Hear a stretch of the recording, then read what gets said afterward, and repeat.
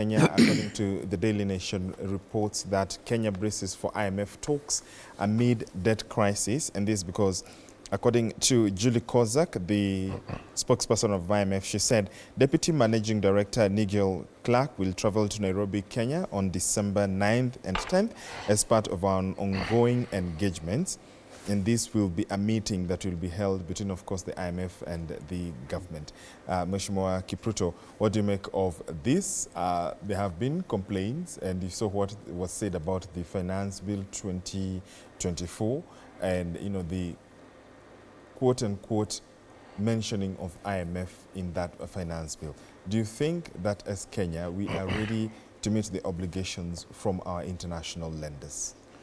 Well, George, as you know, all magicians and doctors, they frequently visit their patients, especially when they're in critical conditions. The visits are likely to be more frequent than is the case when a patient is in stable and reliable condition.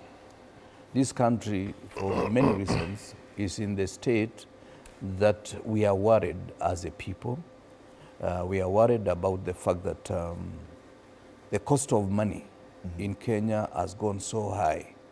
So that if you took a loan, possibly at 15%, which was the case a few years ago, that loan is likely to escalate up to 24%. A situation that no normal business can pay for itself.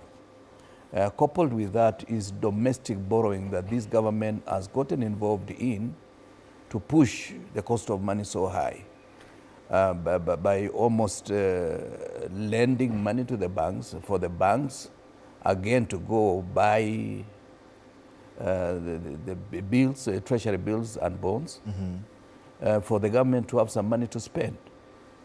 Coupled with that is that the regime has been making promises, and yet we know there are many projects that have stalled. And the projects that have been completed, they are pending bills in many counties, in the government itself, the central government itself, and many other institutions that are supposed to pay for those bills for money to be in circulation. This therefore creates a crisis of money flow within the economy. And that is what is making this economy so sluggish. And any lender, once they realize that the economy is getting sluggish, they have to check what are the critical issues. And of course, you know, there are some commitments the government had made in the past that they were going to retire certain loans by a certain period. But up to now, some of them are likely to be ending in the next 4 months. And therefore, the IMF must be coming to check what kind of program do you have in retiring those loans and extending some of the borrowings for purposes of ensuring that the patient looks stable. Now, more important is that the debt, whether it's external or internal, is different to different institutions of government. Treasury will give you one figure. Parliament will give you another figure. State House will give you yet another figure different from Parliament and from Treasury.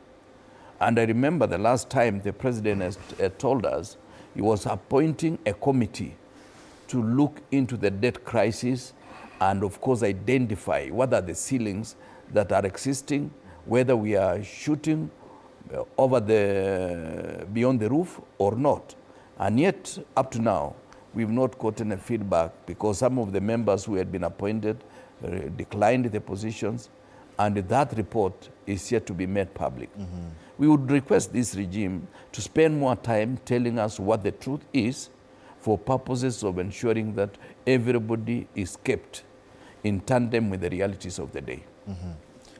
Kisia, I know you've been angling to speak, and with the IMF coming to visit Kenya and what you're seeing, and banks really, as reported by the Business Daily, not following the base lending rate. They're still, you know, lending with interest rates that are skyrocketing and hitting the roof.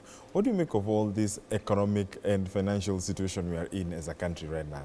George, this World Bank are not very good people. The IMF. There is a World Bank, IMF, they're the same. IMF. They are not good people. Why is that? How can they visit us when my good friend, His Excellency the President, through his state of address, just told the entire nation and the world that the country was in the right trajectory, that the economy was doing very well? They are coming to expose us. This is not good manners. Because, you know, this thing, you know, they are calling extended credit facility, yeah, and extended fund facility. These are facilities that are given to middle income countries.